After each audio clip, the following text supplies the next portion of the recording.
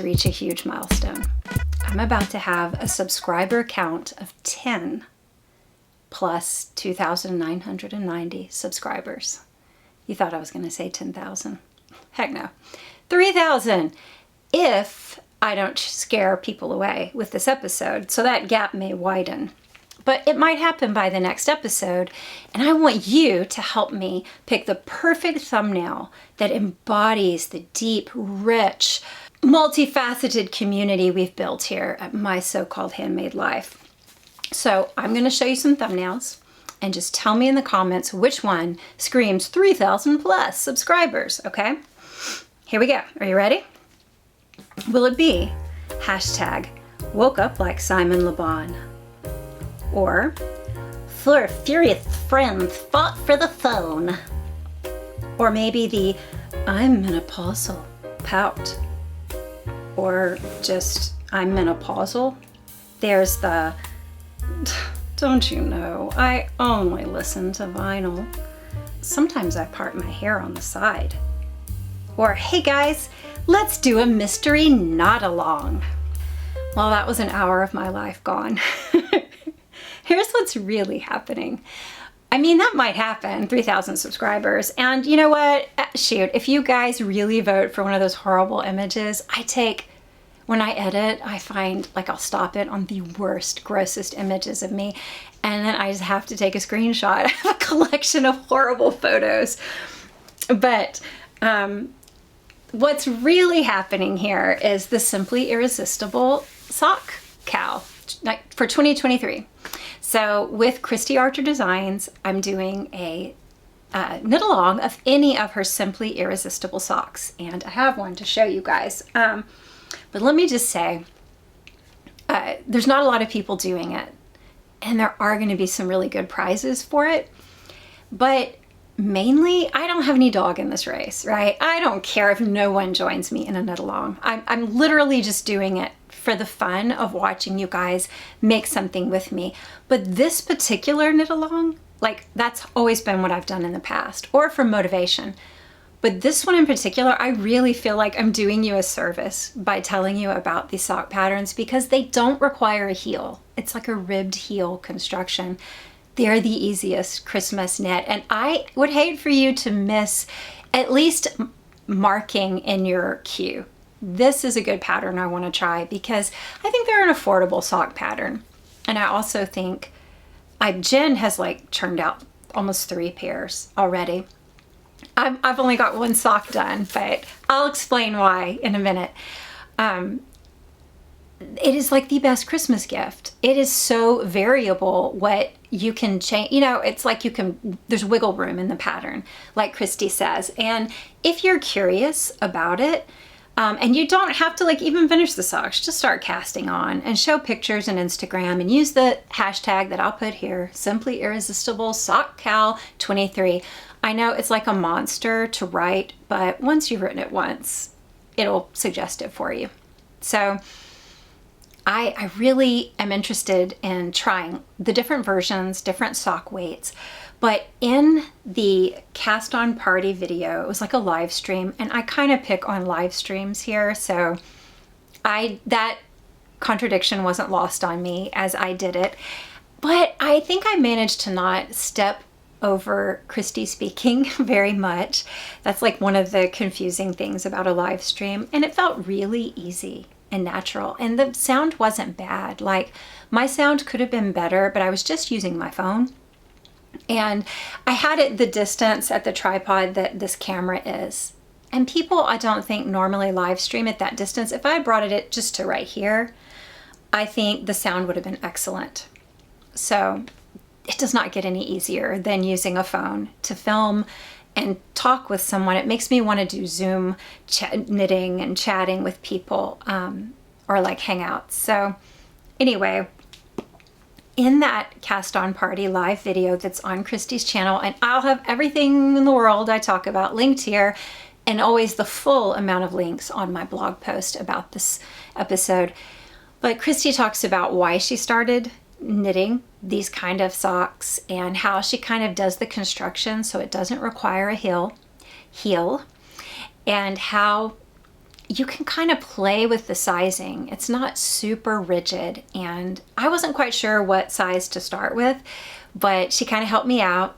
And I did actually cast on while talking to someone, doing something new, technological. Nothing caught on fire. It was pretty easy. And I have a sock finished from that. I do want to say though, we're going to be drawing randomly from all the pictures posted on Instagram. So the more you do and the more you post your progress, the more chance you have to win. And I talked about the things I've got some Wool & Vine. I guess I'll show you again because that's kind of what you do. Wool & Vine sock yarn and any one of her sock patterns to one of the winners. These will just be randomly drawn. And then enough for any of her accessory patterns. So this is enough for a shawl, any of her shawls, or you can use this one for sock. This really isn't. It's Madeline Tosh Merino Light, and I'll give you, a free whatever accessory pattern that you want to go with it. And anyway, that's all through the month of September, so you actually can start in a week and you're fine. You don't have to finish either. So like I said, Jen is zooming. Jen really does knit fast and a lot, but I think she has a regular knitting time and she really hits it hard. What I did is the same one Jen cast on first, and it was nice to see Jen in that cast on live thing. It was nice to hear a familiar person there. I decided to go with the same pattern Jen did for the first one. Now she did little ones for a relative's little feet, but I took this Wool & Vine blitzed reflector. I guess it's the a Vampire Weekend. Who did the Reflector album? I don't even know. It's too hipster for me. Then this is Stranded Dye Works, and I just held the two together. For the contrasting toe and cuff, I used some just basic Knit Pick Stroll. And here's the result. You can see it looks so funny. It looks like something I would have done accidentally, right? Is it? It's pretty funny looking, right? Okay, so I'm gonna put it, I actually remembered my sock blocker, but I just couldn't show you this and say, trust me, you wanna knit this. So you can see how the heel is shaped. And it fits fine. I've worn it. Now I'm not gonna wear it around until I've taken pictures because I just feel like this beautiful extra mohair is gonna pick up some dog hair around my house. But isn't this just so extra? It's like extra stash busting, extra luxurious with all this mohair. Look at that little haze on there. It's extra easy and extra fast, like extra everything here. I feel like I could, the fingering and mohair together kind of make a sport or DK weight. I feel like I used the size medium. I could have probably done a small in a worsted weight. And I might do that next time. I mean, we'll just see. Christy mentioned the kind of shoes she wears with different types of these. And she mentions that in the cast on party video, which kind of gave me some insight into maybe boots I don't want to wear this with. It might slip down, but I am really excited to have a sock knit that quickly. And the thing about it is it stretches. It could have stretched more or less. I feel like this would make the best Christmas present. And think about it. All you need is your cast on number. Like for this front, oh yeah, and I need to do my ends. Okay, we'll just ignore that. I looked all neat at first, didn't I? But see, this little patterning is on the front. For that part, I used magic loop. I just put, she doesn't even require that you do this, but I just put a stitch marker here and here so that I could just mindlessly go through the pattern. Oh, when I get to the stitch marker, make sure I do the stitch pattern, then ribbing all the way around, and then the stitch pattern. And this was an easy 4 round repeat stitch pattern. And I don't know, I just think this was ingenious. And it makes me feel smart when I do it. And I'm just going to tuck these back in. Now, I don't think I'll be able to wear these with the ends in, so don't worry. They will get woven in, but I still have another sock to knit. And I think I showed you what I want to do. My second pair, I showed you I wanted to do her thistle seed pattern. I'll show you the pattern here. And then it's like an orange passion knits. Beautiful kind of fall leaf looking, almost like a half and half variegated. I'm wondering if it's going to almost micro stripe, which I am interested. How will that look with something very textured, like a little seed stitch looking texture down the front of the sock? I don't know. And with ribbing. I'll see. I mean, if I didn't like the way it looked, I could just rip it back after an inch or so and try one of the many like singles solid or tonal sock yarn skeins I have. But I did decide for the worsted that I'm going to also do, and I know they're going to knit up quickly. I found some Knit Picks Wool of the Andes Superwash in, I think almond is this color. And that's what I'm going to use. I think it will just take 2 to knit a nice size pair of socks. Look, I got those on like in a bargain bin somewhere. Almond, yes, that's what the color is. And so these are going to be really, I kind of think, a safe knit. They're very neutral, house cabiny type socks, maybe boot socks. And I may make another pair because I have enough of this yarn for a Christmas gift for someone. But I know I want to do some of these for Christmas, and I actually think my husband's a good candidate. He's got a big long foot, and I don't want him to constantly have to be trying it on. But if I just can put the cuff up on his ankle and see that, yes, this is a good size for him. And she tells you how to measure for the sizes, but she also stressed that you don't have to be super exact.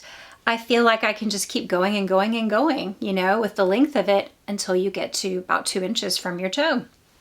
Oh, and I wanted to mention, if you are in the movies knitting, and this always happens to me, I get to the part of my sock where I need to do decreases, or where I need to shape the gusset, the heel and gusset, and then I have to stop.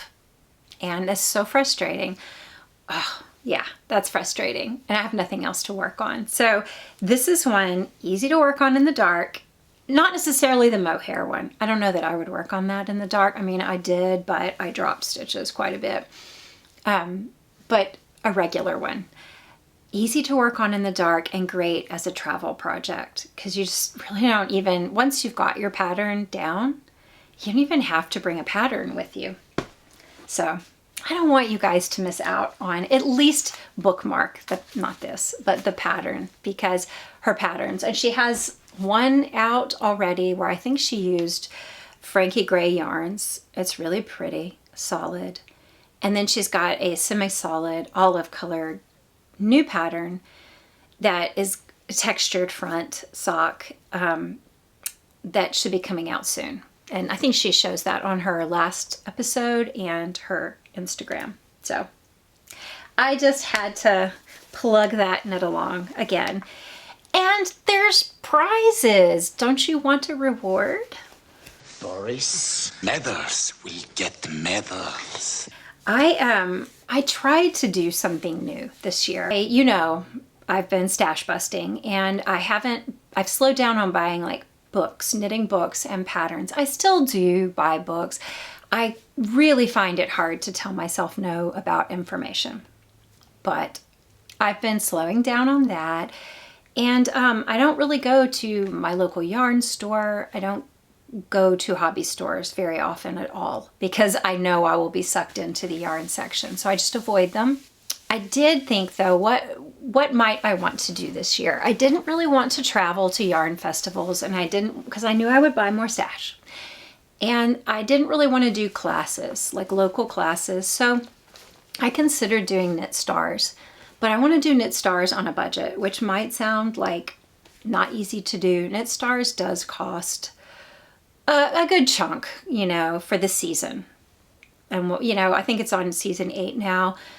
I just really never thought I would do that. But Dawn Barker of Barker Wool is doing a class, and Alexandra from Two of Wands is doing a class, and I have knit both of their patterns. I'm really interested in their designs, and I thought, well, that might be fun. That's something I can do in lieu of like traveling to a yarn festival here in Texas, or regularly going to a yarn store's classes or something. So I did it with the early bird pricing, which was a little bit cheaper. But I say it's within a budget, but budget's a variable word. 10 years ago, that was not in my budget, and a year from now, it might not be in my budget. But it was the sale. So I did it early. And I made sure, the way I'm trying to do this, being budget-minded, is make sure I like all the classes in that season. There, you have access to the store, and I found the yarn very expensive for me, and I don't, have a big stash. So because Dawn dyes assigned pooling skeins that are dyed to work really well with whatever she's teaching, and what she's teaching is an accessory, like a 2-skein project, I was like, okay, yeah, I will buy that for this course. But everything else I want to do on the cheap. So I looked at the yardage for one of Alexandra Tavel's sweaters. So I did Malabrigo for that, and everything else I do from the season will be stash.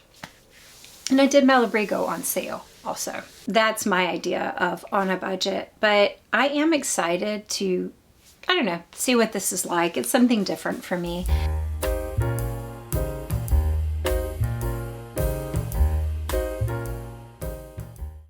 Here's my crochet progress on the Tobago bag. I think I said it right this time. This is Tony Lipsy's Tobago bag. Where's my other piece? Here we go. I actually could have finished this since my last episode, which was probably like 12 days ago. I could have finished this. This is a real quick one. So don't look at my slow progress and think, oh, that's a slog. It isn't. I've just been very busy with something the last week and last 2 weeks, and it's kept me from finishing my love here. But I have each side made, the hexagon for each side. 1, 2, 3, 4, 5, 6, yeah. Such an easy to follow pattern. And this is actually free on YouTube. She tells you how to make it on YouTube. You could totally do it. And like I said, I used 4 skeins. I have 4 balls, of Lion Brand's 24/7 cotton. And what I felt like was retro-y summer colors. Kind of made me think of sorbet and Italian ice cream or something. Anyway, made these. It went well. I only made a mistake a couple of times, and it was easy to rip back and fix it. This was pretty easy to do while watching something. I do have to look down. Like when I'm knitting, I can feel my stitches and not look unless it's pretty complex. But I'm not that confident with crochet. Even a simple double crochet stitch, I can't just crochet it and not look. Or I might split the yarn or knit into the wrong hole. So I think this looks really nice. And the way it's constructed is you kind of fold back. This is part of the side, and there's a square base. So I'll fit it all together. I'll have the base done. I might have the whole bag done by the next episode. I'm enjoying working on it so much. And Tony has a new line of yarn out actually now. And I got it in the mail this morning. This is some yarn I bought. So there's that. Trigger disclaimer if you don't need to see yarn unboxing, and I'm unboxing it, which really means I'm just being obnoxiously loud.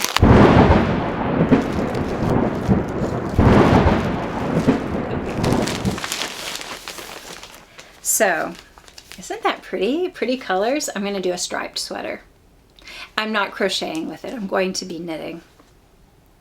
This is her new wool and cotton blend that she created with Hobie yarns, and I heard her say it in her video. It's Hobie.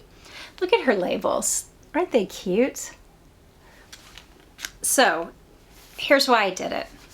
I live in a very transitional climate, like several of you, like Christy, Lori, Claudia, Denise, Stacy, Karen, and Katie, and more of you who have said you live in warm climates. And full-on wool just doesn't really work for me. And I'd like more wool cotton. I think I have one thing in a wool cotton blend, and I do have some wool cotton set aside for another sweater. And I think that's it. Yeah, that's it. Everything else is either wool, acrylic, or cotton. So I was interested in trying this when she first teased that she was doing it. But then I saw her newsletter and that she was offering a discount coupon. And I decided to go ahead and do it while it was discounted. And I believe my shipping was free. So that was actually a pretty good deal. She mentioned in her video, and I'm going to link it, that it is, she feels like the best deal on wool cotton. That's 50-50 as far as yardage and price. It's DK weight, and this is a solid color. And I'm forgetting what the name of this color is. I think maybe it's like an almond or cream. And this is the clay colorway, which has little flecks of brown. And what I really like about this line is that she's got all of her colors and they're very bright. Most of them are pretty fun, bright colors. I'm sure they'll be adding to them. This is one of the these are the more subdued neutrals, which I tend to gravitate more toward. I do like vibrant colors, but they tend to be darker when I do. But she's got like solids and then a melange set of the same colors as the solids, but where they're marled with white. And that could look really cool, like the clay and then the clay melange, just building stripes with say 3. This, and then the mixture, basically the melange would be a mixture of these 2 marled. I think that's a really neat idea to do for people to build a palette. It makes it super easy. So cinnamon, the aubergine was sold out by the time I got the newsletter, opened it, and went looking. That's definitely going to be a popular, more neutral color. But it's really great colors. And so if you felt like some of the solids were a bit bright for you, if you're kind of like me, the melange wouldn't be. Like all of those I felt like I would enjoy knitting out of or crocheting out of. But another thing that makes these cool is that, you know how she calls herself the yarn snob, and she's kind of ruthless sometimes with her reviews. She's very honest about stuff. These pass muster with her, and that means something to me. She talks about all sorts of things, the twist of yarn, the durability, how easily it flows on your hook, and she's coming from the crochet perspective, but you know, you can apply that to knitting. I was just really excited to try it. Super soft feeling to work with. So I did get a few skeins of this and a few of this to make a striping sweater. And I forget which one I picked. I was looking through several. It may be an Albina McLaughlin pattern that I've decided I want to knit. I'm not sure. I think it's going to be one she just came out with. I'll show you on the screen. It's a striped cardigan, and it's drop shoulder, and it just looks straight out of high school, my high school days to me. Something I would have wanted. So this will be my palette. Speaking of Tony, oh, and I did want to mention, like Christy had mentioned in her latest episode, Knit Picks has a woolen cotton also. And I'm sure it's 50-50. It's not the same yardage though, but they have darker and more neutral browns, grays, black, charcoal, cream, colors like that. And I wrote down the specs. It's 218 yards of DK in Knit Picks wool cotton blend for $12.99. This from Hobie is 273 yards for $9.49, and right now it's on sale for $7.60, which is, it's like basically wool of the Andes prices. So that's pretty good. That's close to Wool Ease prices. I just thought, I gotta do that. You know, of course I had a different coupon, but same difference. So Leah mentioned, when I said there's a Tunisian crochet kind of stitch or way of doing things that's coming in this pattern, and I've never done Tunisian crochet, but so many of Tony's patterns do use that I was wondering, like, what's the deal with the hooks? Where do you find them? Do you have recommendations? And Leah suggested looking at Tony's various reviews on YouTube. And she does have several, and I think I watched all of them that she has on Tunisian hooks. Thank you for that, Leah. But Leah bought the Denise Love to Crochet set, which I think Tony talks about a lot. And it's like her first set. And I think that's the most complete set you can get. You can have every option as far as cord length, stoppers, double-ended hooks, all of it. And it's a really good price. I thought about getting, I almost did, and then I hesitated because Denise, well, there's, like you can tell, like I'm only really dressed from the top up. I'm wearing leggings. I'm fixing to go paddleboard, I think, after this. I don't know where my Denise set is. I don't know where I've set it, but I used to use the Denise interchangeables. They were my first real set of knitting needles. And I know knitting and crochet are different, but something about the torque I put on the cord, I would untwist my cord. So I decided not to get Denise just in case that were to happen again. I looked at other sets, and Knitter's Pride ginger needles or Tunisian hooks were beautiful. Like, that's what I would have liked, but very pricey. I ended up going with a more selective, like small selection of hooks from Lantern Moon, which now Knitter's Pride owns, and I got these on sale, like on Etsy from a seller.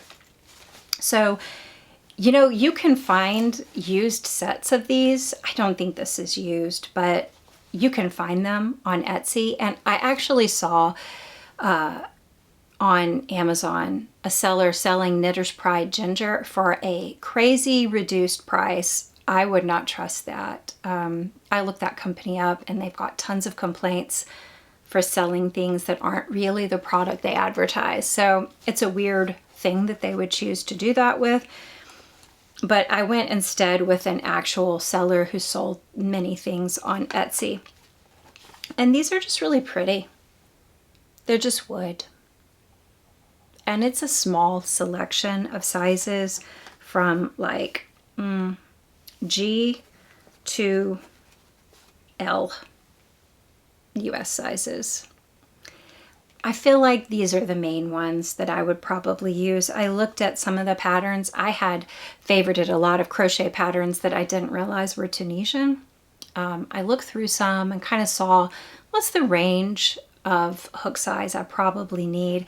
I went ahead and got a size 7 millimeter extra that's not in the set. I got it extra also, but I just felt like this has cords, you know, it comes with the little cords. They have really good reviews. I really haven't seen as much talk about them. Like, I was scouring Reddit, you know, for ideas, because that's what I do. I open a million tabs, and I ended up going with them because I found them for a good price.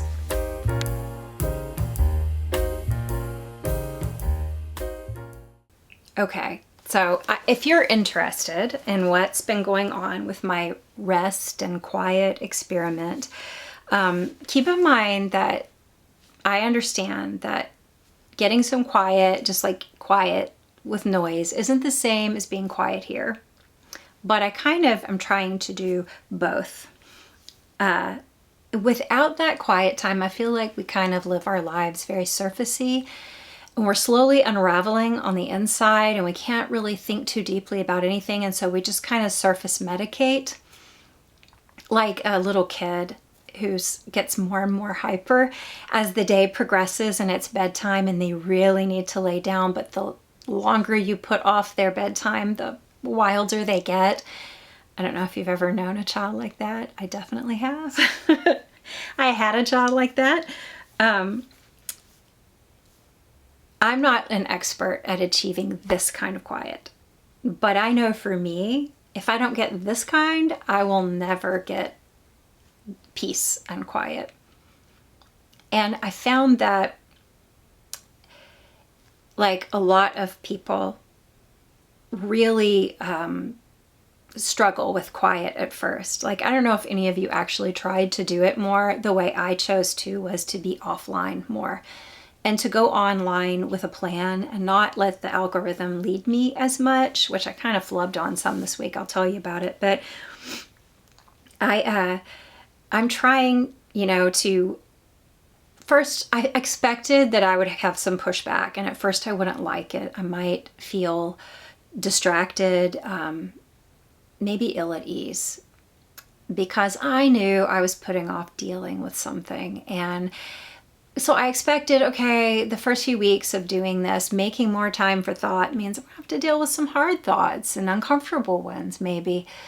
I kind of expected that would level off, and it has, and it's not so bad. But I know a lot of people say they get really bored. I've never been someone who gets bored, but like I could see if you were very limited in what you could do, getting online might be your only thing, and you might feel really bored without it.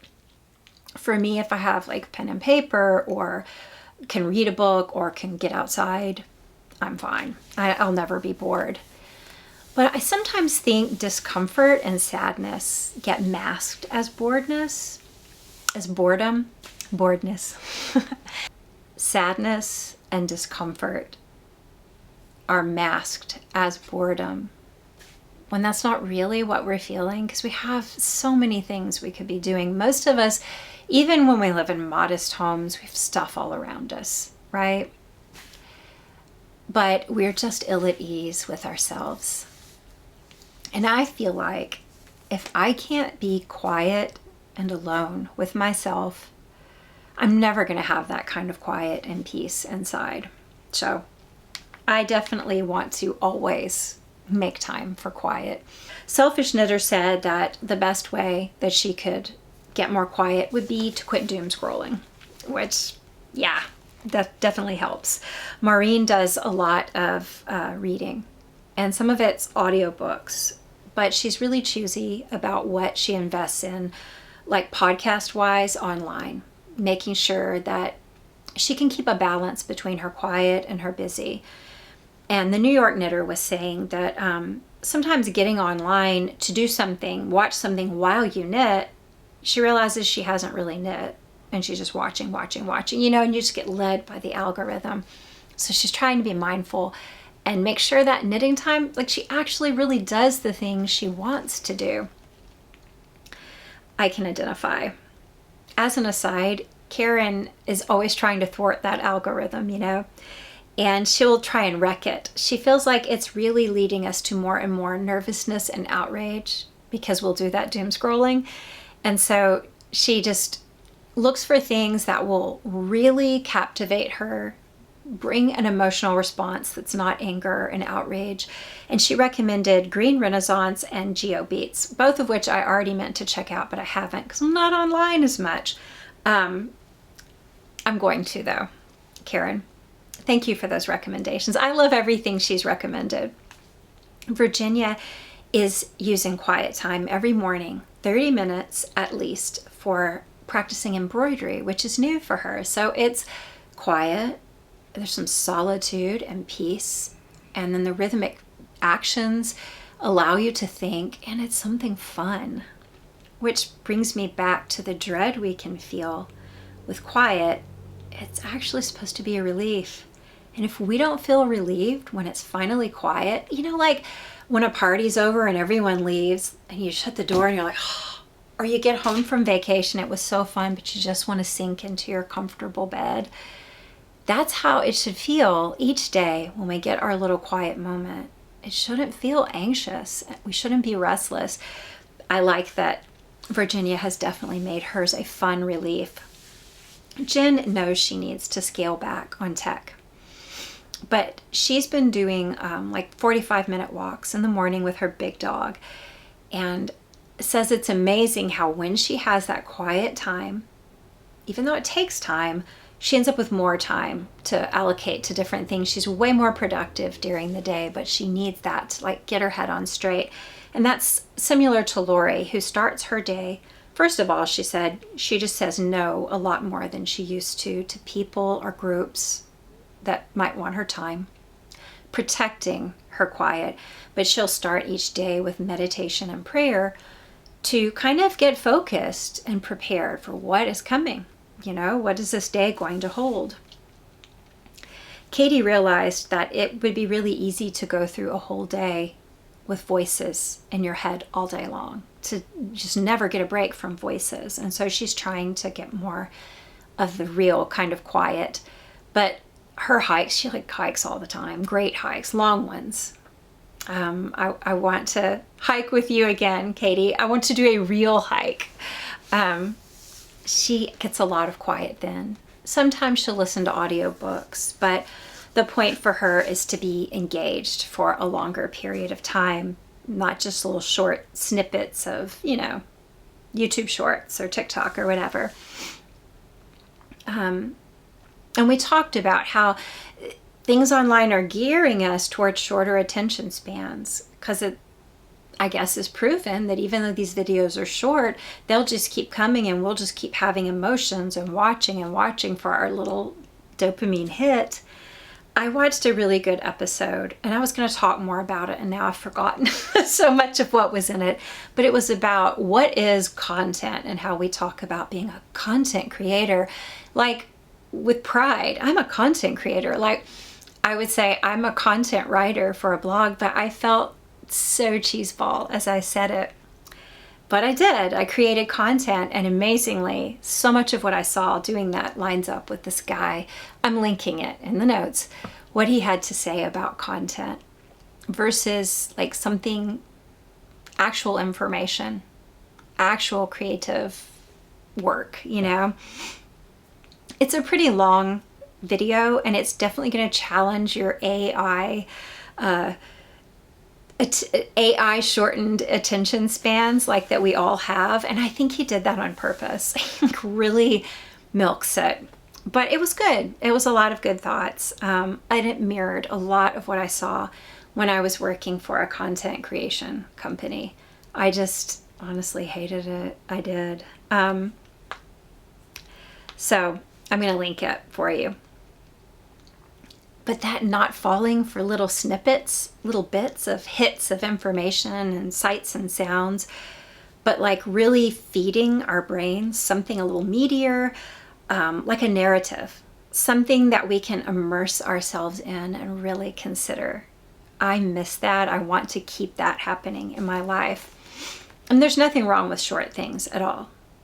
And not every video has to be as freaking long as mine, but I want to keep my long-term memory.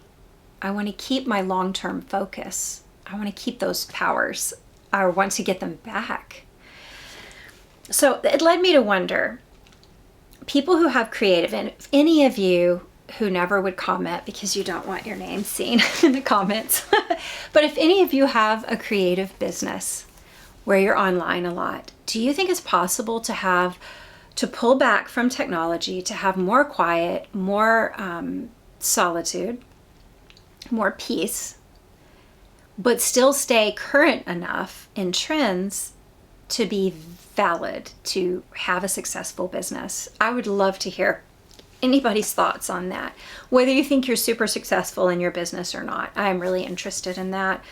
I'm just wondering how, like now, people on TikTok, Instagram, YouTube, content creators will have everything from the music in the background. There has to be the most trending music, fonts for their thumbnails, thumbnail design, images that they grab from other people for their thumbnail. Like people aren't even producing their own images anymore.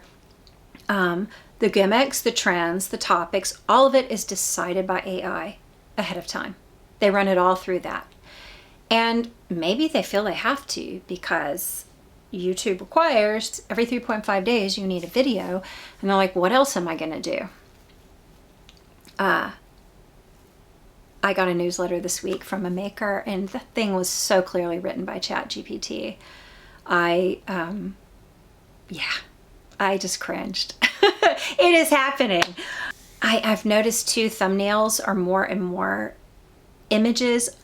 grabbed images of other people's makes. So like someone will take a thumbnail and they'll have a petite knit as their thumbnail. Well, one of her photos. I mean, like, yeah, sure, people are going to click on it. It's awesome, but it's petite knits content, right? I get that, and how you want to say, like, I show pictures of people's knits. I've already probably done it in this episode also here or here. I actually felt weird about that when I first started doing it. Like, is this okay? But I realized most creators really do want the word spread about what they're selling. I don't think I would do it ever to diss somebody's design or product, just because. I mean, why borrow their image just to be crummy? But I accidentally did it for a thumbnail once, years ago. It was like 4 years ago.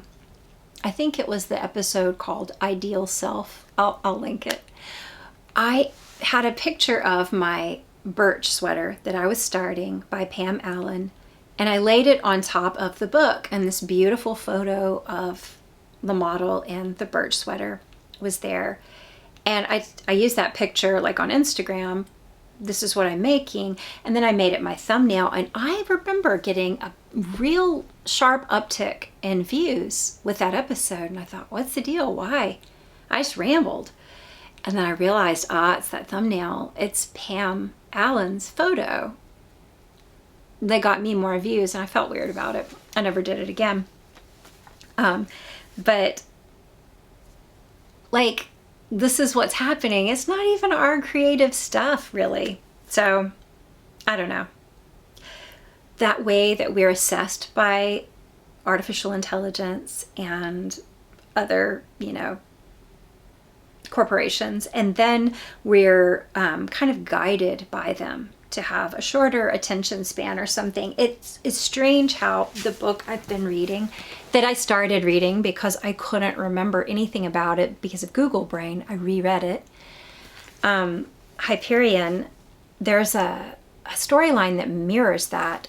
It's this tale of pilgrims, like all traveling. You don't really know where they're going or what they're doing, but they're each kind of Canterbury tales, telling their story as they go, and slowly you're getting the idea of what awaits them. And one of them, a character named Martin, was a poet and had a tutor who trained him classically to have long-term memory.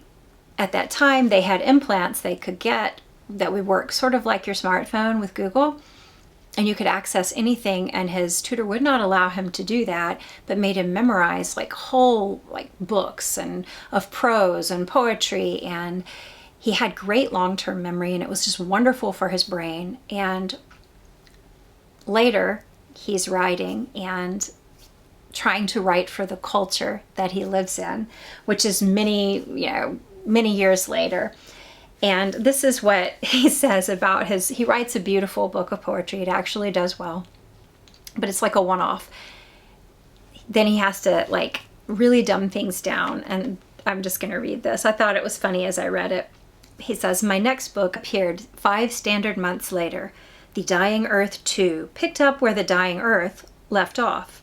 In plain prose this time, the sentence length and chapter content carefully guided by neurobio-monitored responses on a test group of 638 average hard facts readers, the equivalent of our AI.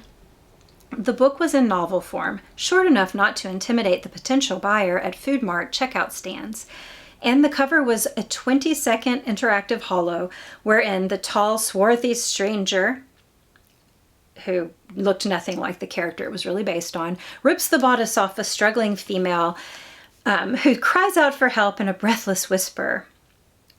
It sold 19 million copies. Not bad, says his editor. It takes a while to build an audience. He's like, but my first book sold 3 billion. And she says, that's the Pilgrim's Progress phenomenon. You know, it's one of those books talking about old Earth. Everybody feels like they have to have it on their shelf, but they don't read it. And so from that point forward, everything he does is guided by this structure of, actually AI loved his book, his first book and his second book, but everything else that he does is guided by metrics, not really his own creative spirit. And I just thought, oh my gosh, that is what we're doing to ourselves here. I'm going to have to edit that. That was super long. But I thought it was really, I don't know, it resonated with today. And that was written in the 80s. I was like a kid when that was written. But that implant that could have helped him know everything, you know, instantly, was so much like our smartphone, and how our reliance on it is dumbing us down. I talked years ago about Google Brain, and I first heard that term from Maya Bialik, and she talked about how attached she was to her phone. And her video, I've linked it, Your Brain on Cell Phones, that's what it was called. That was like 4 years ago, and she realized she had to detach from the phone and online. And I talked about it in my episode 32, Doing Nothing. That's my first time I really decided, whoa, I need to step back from technology. And think about it, that's 4 years ago. I'm still having to dig in even harder. I guess I've lost my resolve, or the techniques for drawing me in have changed. But it did for her too, because I noticed just this last week, Mayim came out with a video saying, I unplugged for 2 weeks and crazy things happened. And nothing crazy happened, but it was interesting. What happened between her unplugging from her phone and then unplugging from everything in the last 4 years? I mean, she's been growing a business online as a creative who has to stay on top of things. All of my quiet, you know, I told you some of the results last week. Some more things have been happening. You know, I had some breakthroughs. I found I had more focus. I could read for longer. I slipped up. I was feeling really sick with a headache and nausea for a couple of days, and I would find myself on the couch. It was 11:30 one night, and I was just watching whatever YouTube was suggesting. They were dumb little videos about nothing I've ever been interested in, and I found myself clicking on 2 or 3 of them, and I was like, what am I doing? I don't even like the way I feel. I was sick, so I felt miserable, but I also was just, bleh. I was feeling restless.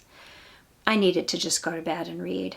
And that's what I did. So I caught myself and I just assessed, how does this make me feel? Now, I feel gross and stuck. And that's why I was just doing that. So I added to that. My next thing was to do more quiet time, but take off 1 day a week to rest. And I'd already started that in the last episode. I'd done it for a couple of weeks, done it a couple more. And Katie mentioned that she's heard several people talk about doing that more than before in the past. The book I read, The Ruthless Elimination of Hurry, actually cited not having a day off is like a sign of an oppressive society. It's a way we oppress others, like requiring our workers to work every day of the week, and or requiring things of people so that they have to work every day because they can't afford not to. But also we oppress ourselves with trying to get more. It's a very oppressive, materialistic society. I thought that was an interesting way of looking at it. What I found from a month, say, of taking a day off, I found that I'm wanting to do it more on weekdays, not just 1 day a week. My husband has been doing it some with me, which he never set out to. He doesn't feel obligated to. I'm wanting to go to bed earlier because I want to get to my book. And that's leading to more sleep. That's good for me. I need that. I've noticed that some of the stomach issues I have, like as I'm hitting that time of life, any stress will have me doubled over with a stomach ache, and it will go on for days. I thought I had a stomach virus that was recurring for 2 months before I realized, okay, this is like menopausal. And don't think that, oh, well, that's just for older people. If anyone out there is younger watching, women in their 20s and 30s are having these sort of menopausal type hormonal symptoms due to stress. It's like an outbreak. It's kind of crazy.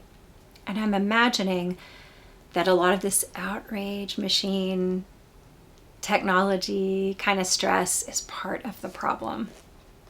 So I've had less stomach aches from it.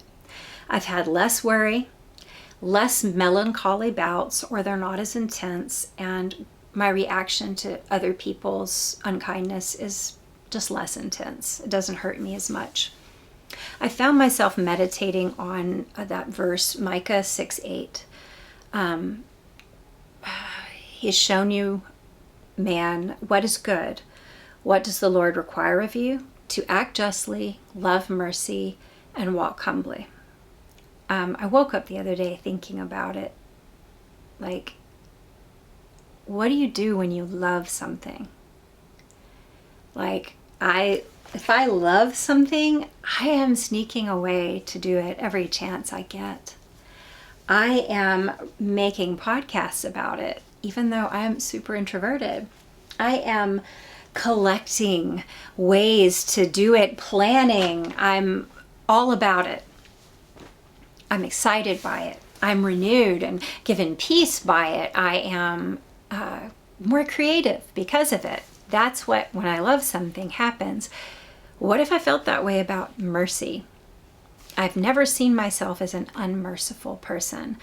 But one of the things that time of quiet showed me, I'm getting super deep here, major sidetrack.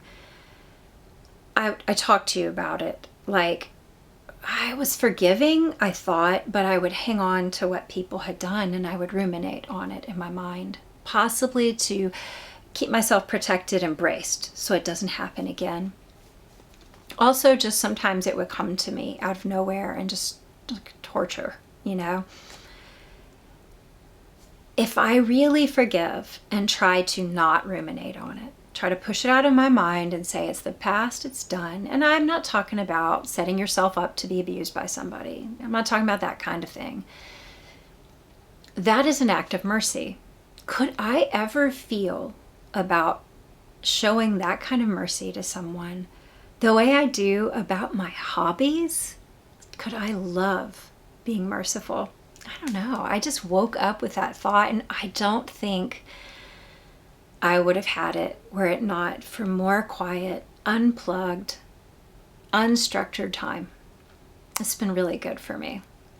And I got a chance to show some mercy to you this week. And it wasn't so bad. After it was over, I was like, kind of sucked, but I feel good about the way I reacted. And there's a piece to that. I had energy to rearrange this room a little. I weeded my yard, and I've been doing more strength training.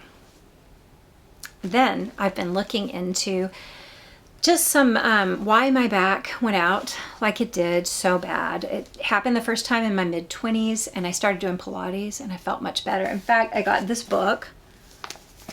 I think this was the book that did it for me. 2000.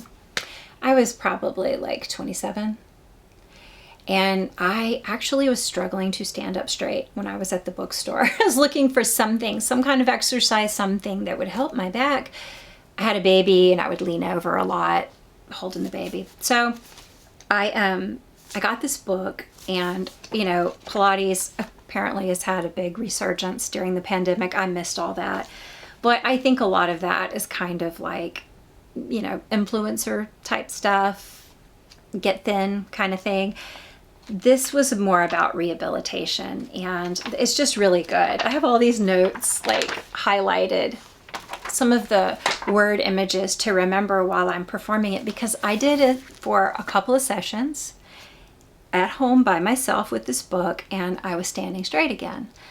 And within a few weeks, I felt great. And I regularly did it for years. I got trained to be a teacher of up to intermediate level mat work.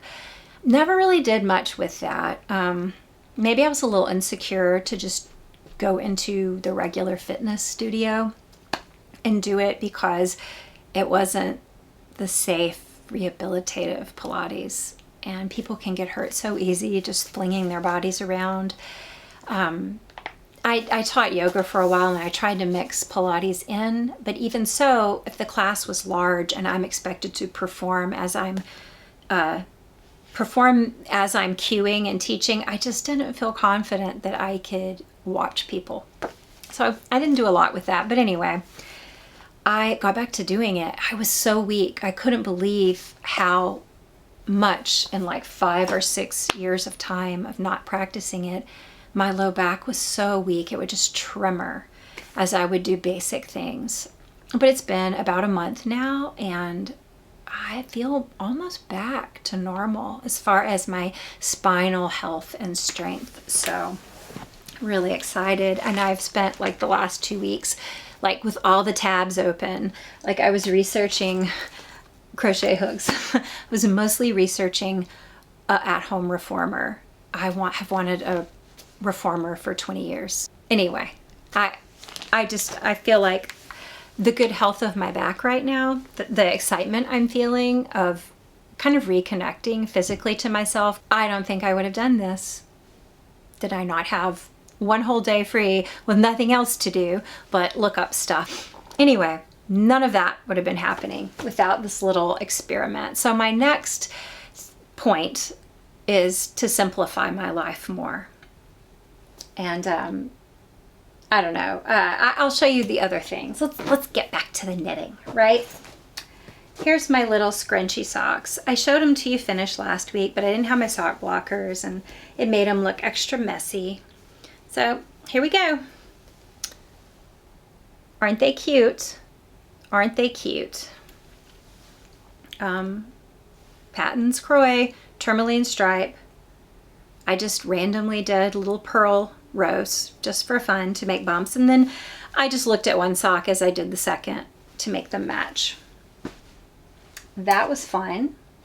And oh, I have done very little progress on my blanket. There's been basically none because I was tabs open researching the best deal on a reformer. But here's my progress. These are actually pretty large. Like this is the blue stripe. I think I'm still in the blue section. Yeah, it goes into a little green. Those are pretty wide stripes, and I think this is a good sized blanket for 2 people to curl up under in a camper or on a couch. What do you think? See, halfway fits me. I think it's good. It requires togetherness, right? I met a lady and she said her daughter started a blanket and she didn't want to finish it. And so she started crocheting it. And she said, I guess I didn't understand that it doesn't fold over on itself. She's like, it's like 12 feet long. What kind of blanket is this? I just thought it was so funny. Thinking about how her daughter exuberantly just kept chaining and chaining and chaining those stitches, and it's like a 12-foot wide blanket. So join the Simply Irresistible Cal. Simple, very simple. It looks simply strange, doesn't it? But it's a wonderful sock. A wonderful collection of patterns. Any one of them you can do just a little progress, anything, just show it in your Instagram and hashtag it. Tag me and Christy Archer Designs, both of us, please, because we both want to see what's happening. And yeah, I'm sharing your photos. So this is simple, right? But that word simplicity is on my mind for reasons other than this sock. Simplicity comes up a lot in conjunction with talking about being online, lifestyle, decor, materialism, quiet, rest, solitude, all of it. Even wardrobe, like you hear that word all the time. What does simplicity mean to you? Where does it come in your life? Like, how do you use it? And what are the biggest obstacles you face if you're trying to simplify any area of your life? What makes it hard? I would really like to know. See you guys next week. It'll be a quick one. And I have a couple of first person makers I just need to edit and get out. Bye.